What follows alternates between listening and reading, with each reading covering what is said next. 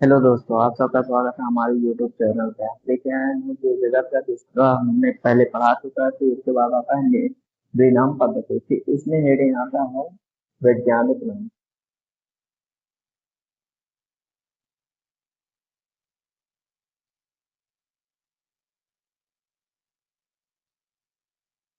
ये वैज्ञानिक नाम दो नामों से मिलकर बना होता है।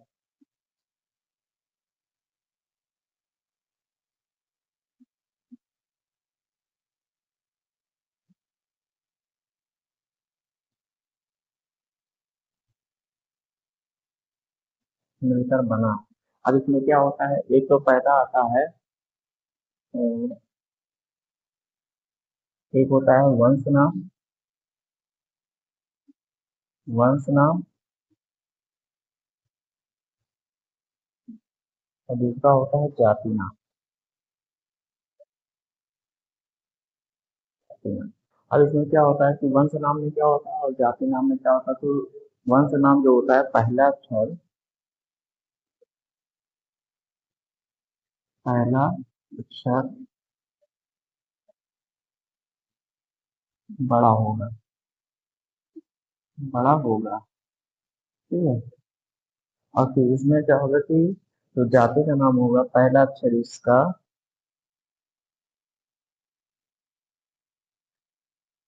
पहला अक्षर छोटा होगा। छोटा होगा। अब जैसे कि एग्जाम्पल हम लोग लेते हैं मेंजिफेरा इंडिका। यानी कि ये आम का साइंटिफिक नेम है, मेंजिफेरा इंडिका।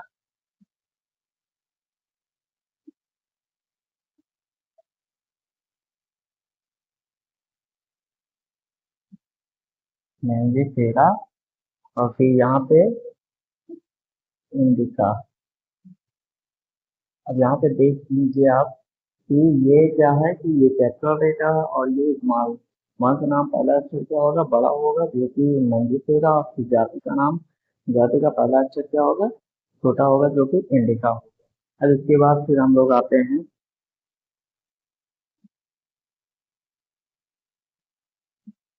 वैज्ञानिक नाम के बाद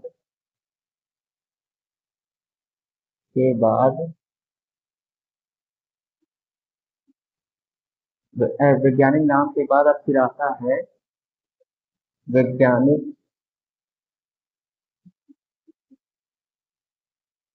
अब यहाँ पे हमने वैज्ञानिक के नाम के बाद इसमें क्या है कि वैज्ञानिक नाम के बाद जैसे कि एग्जाम्पल मेंजिफेरा इंडिका या होमोसेपियन, होमोसेपियन।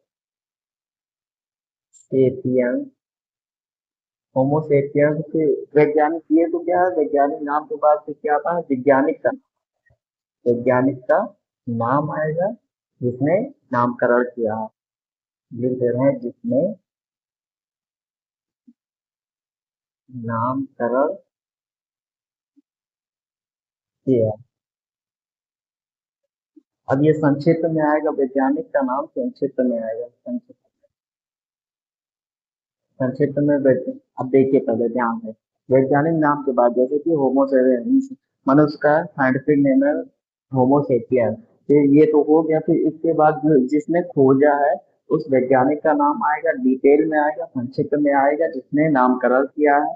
फिर इसके, ये जो मनुष्य का साइंटिफिक वैज्ञानिक नेम है, इसके आगे आएगा लिंग, यानी कि जिसने खोजा है।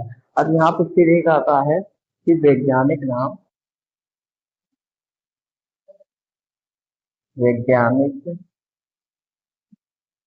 वैज्ञानिक नाम जिस भाषा का यूज करते हैं, जिस भाषा का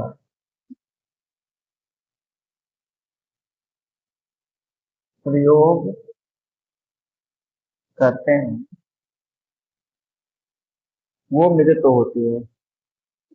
वो लेटिन भाषा है और मृत है। वो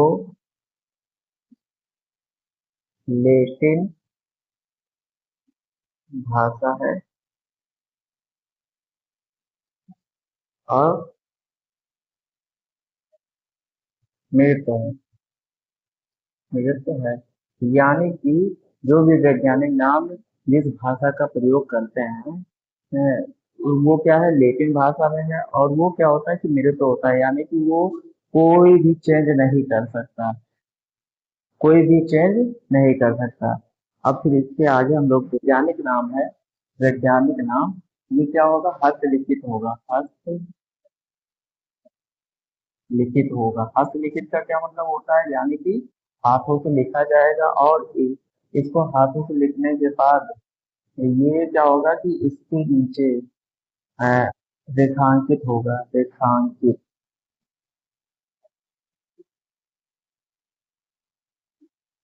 रेखांकित यानी कि अंडरलाइन करना चाहिए, अंडरलाइन।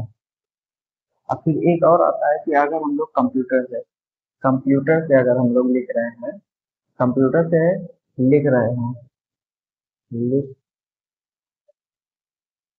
रहे हैं, तो वो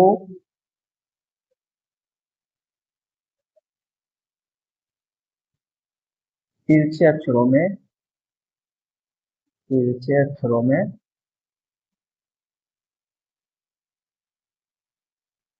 अक्षरों में लिखा, तिरछे अक्षरों में लिखा जाएगा, लिखा जाएगा। इसको बोलते हैं, तिरछे अक्षरों में लिखने को कहते हैं इटैलिक, इटैलिक। ठीक है। अब देखिए यहाँ पे हम लोग जब भी वैज्ञानिक नाम लिखेंगे तो क्या रहेगा कि वो हाथ से लिखित होना चाहिए, यानी कि हाथों से लिखा होना चाहिए, और रेखांकित, यानी कि जैसे कि हम लोग लिखते हैं पायसम, पायसम चटानी, तो ये क्या होना चाहिए, इसके नीचे अंडरलाइन होना चाहिए। और अगर हम लोग कंप्यूटर से या कोई भी चीज से लिख रहे हैं तो वो तीसरे अक्षरों में होना चाहिए। फिर नाम लिखते हैं तो पहले हाथ से लिखित होना चाहिए, यानी कि हाथों से लिखा होना चाहिए, फिर उसको रेखांकित करते हैं, यानी कि अंडरलाइन, जैसे कि पाइथन सेटाइबम हमने लिखा है, पाइथन सेटाइबम के नीचे अंडरलाइन हो जाएगा। अगर आप कंप्यूटर से हम लोग लिख रहे हैं तो ये क्या होगा, तीसरे अक्षरों में लिखा जाएगा, और तीसरे अक्षरों में लिखने को क्या कहते हैं, इटैलिक्स कहते हैं। अब इसके आगे देखते हैं सजीव जगत का वर्गीकरण। देखिए इसमें क्या होते हैं, इसमें पांच होते हैं, मुनीरा जगत, मुनीरा जगत, फिर आता है सेकंड प्रोटिस्टा जगत, जगत, फिर इसके बाद आता है कवक जगत, फिर इसके बाद आता है पादप जगत, फिर इसके बाद आता है जंतु जगत, जंतु जगत। अब हम लोग वर्गीकरण क्यों करते हैं, तो याद रखिएगा, तो हमने पहले भी बता चुका है आपको कि वर्गीकरण इसलिए करते हैं कि आसानी से पहचाना जा सके। जैसे कि अभी देखा जाए तो क्लासें क्यों बटी रहती हैं, हम लोग की क्लासें क्यों बटी रहती हैं, जैसे कि कोई है नाइन्थ में है, टेंथ में है, ट्वेल्थ में है, तो ये सब इसीलिए बटी होती है, पहचान करने के लिए। ठीक है, तो इसके आगे वर्गीकृत पदानुक्रम, वर्गीकृत पदानुक्रम में क्या होता है, जीवों को जब वर्गीकरण किया जाता है, यानी कि जब उसको बांटा जाता है समानता और असमानता में, एक समूह में रखा जाता है, एक ग्रुप होता है, तो उस समूह को मिलाकर, यानी कि जितने भी समूह रहेंगे उसको मिलाकर वर्गीकृत पदानुक्रम कहते हैं। अब यहाँ पे आप लोग खुद ही समझ सकते हैं कि क्रम का मतलब होता है सीरीज, सीरीज, जैसे कि हम लोगों ने देखा है और पढ़ा भी है कि जैसे जगत हो गया, संघ हो गया, वर्ग हो गया, गण हो गया, कुल, वंश, जाति, ये सब क्या है, ये क्या है, ये पदानुक्रम ही है। अब उसके आगे हम लोग देखते हैं, बचेगा कि वर्ग के पदानुक्रम और वर्ग के संवर्ग दोनों सेम है, दोनों एक ही है। इसमें आता है सबसे पहले जगत, जगत, संघ, वर्ग, कुल, जगत, संघ, वर्ग, गण, गण, कुल, वंश,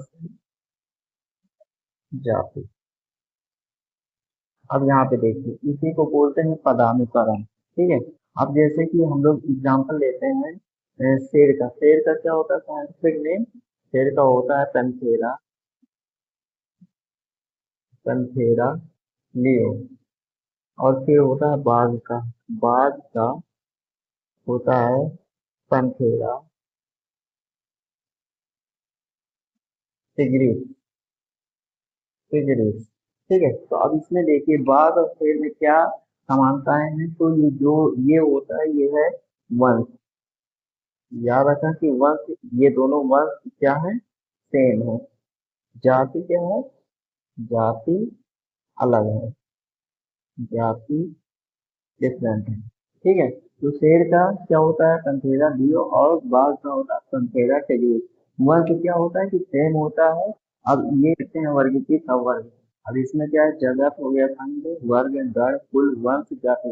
ये याद रखें, शेर का साइंटिफिक नेम क्या होता है? वैज्ञानिक नाम पंथेरा लियो। अब पंथेरा क्या है? वंश नेम। और लियो क्या है? जाति नाम। पंथेरा बाघ का साइंटिफिक नेम होता है पंथेरा, वंश नेम है, और टिग्रिस जाति नेम है। फिर अब इसमें आते हैं हम लोग जाति। जाति में क्या होता है कि बल का, और बल का क्या है साइंटिफिक में? Tigris, tigris. और शेर का है लियो। ठीक है, तो अब इसमें क्या होता है कि टिग्रिस और लियो, ये तो जाति अलग अलग है, लेकिन इनका वंश क्या है? सेम है, पैंथेरा, पैंथेरा। ठीक है, अब ये याद रखिएगा कि पैंथेरा का मतलब होता है बड़ी बिल्ली, बड़ी बिल्ली। पैंथेरा का मतलब होता है बड़ी बिल्ली। अब एक और आता है फेलिस, फेलिस। फेलिस का क्या मतलब होता है? ये वन से नाम आता है। फेलिस का मतलब होता है कि छोटी बिल्ली, छोटी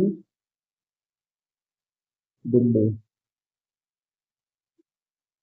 छोटी बिल्ली। ठीक है, तो क्या है? जाति क्या है? टिग्रिस लियो। और फिर वंश क्या? पैंथेरा। ये दोनों का क्या है? वंश सेम है। बड़ी बिल्ली को कहते हैं फेलिस, छोटी बिल्ली, इसका वंश क्या है? फेलिस। अब ये याद रखिएगा कि ये जाति मिल मिल कर वंश बनाती है, वंश मिल मिल कर कुल बनाती है, कुल मिल मिल के गढ़ बनाता है, और गढ़ मिल मिल के वर्ग, वर्ग मिल मिल के संघ, संघ मिल मिल के जगत पूरा बनाता है। ठीक है, फिर अब इसके आगे देखिए तो वह जाति मिल मिल के वंश बनाता है, वंश मिल मिल के कुल, और कुल मिल मिल के गढ़, गढ़ मिल मिल के वर्ग, वर्ग मिल मिल के संघ, संघ मिल मिल के जगत। अब यहाँ पे जाति देखिए टिग्रिस और लियो, बाघ का और शेर का।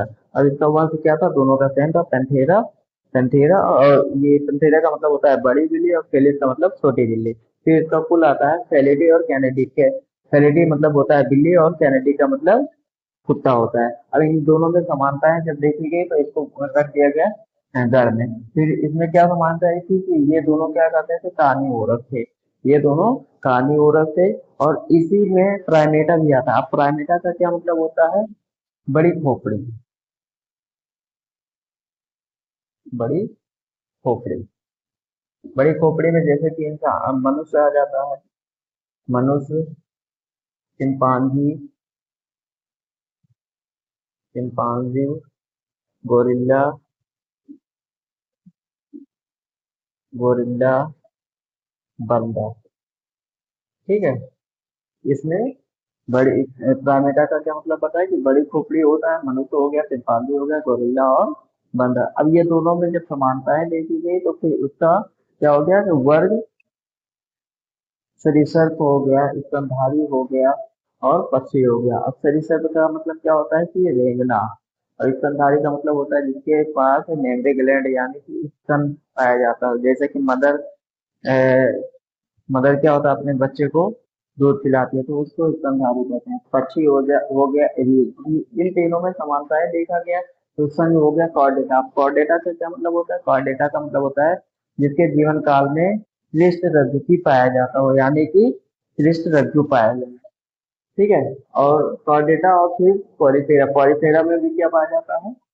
अब इन दोनों में क्या देखा गया? समानताएं देखी गई। जब समानताएं देखी गई तो इसको जगत में रख दिया गया। जगत क्या है? एनिमलिया, यानी प्राणी। प्राणी क्या है?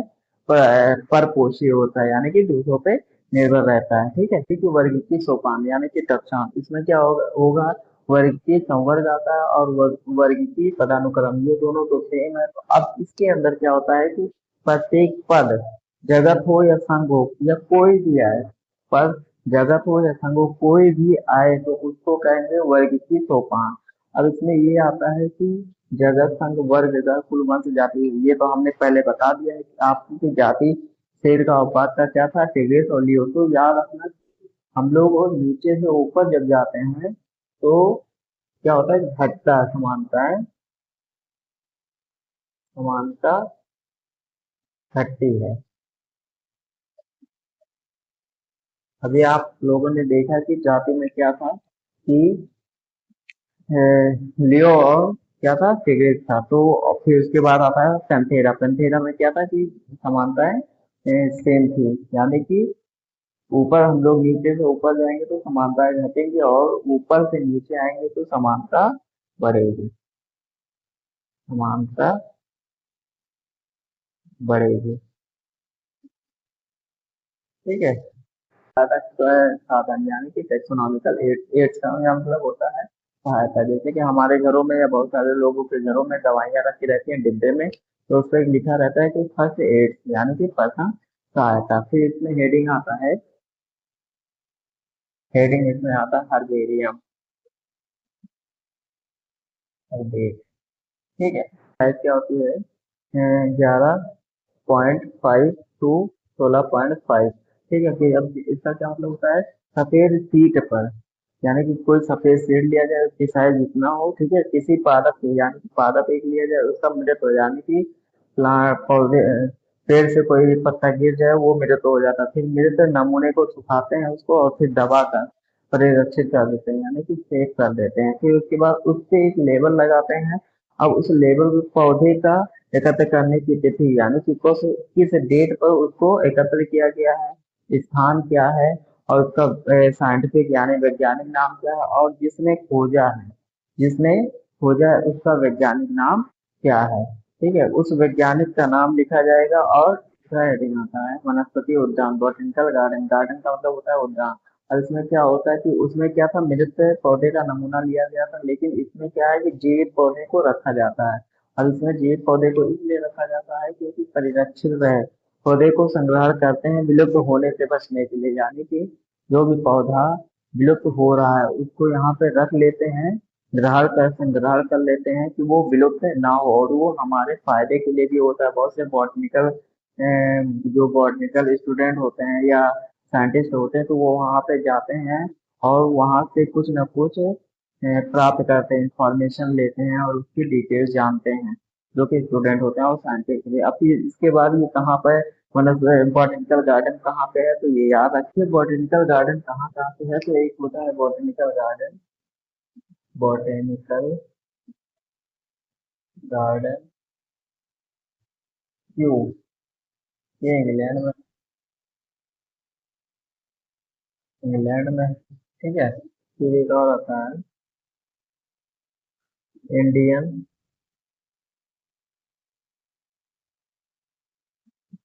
Botanical garden, garden Howrah, Howrah, ये लखनऊ, ओ सॉरी भारत, भारत। ठीक है। फिर एक और आता है national, national botanical, botanical research, research institute Lucknow, ये भी भारत। ठीक। इसके बाद हेडिंग आता है संग्रहालय यानी कि म्यूजियम। म्यूजियम में क्या होता है कि जंतु या पादप दोनों के मृत नमूने को एक जार में रखा जाता है और उस जार में एक घोल होता है फॉर्मेल्डिहाइड।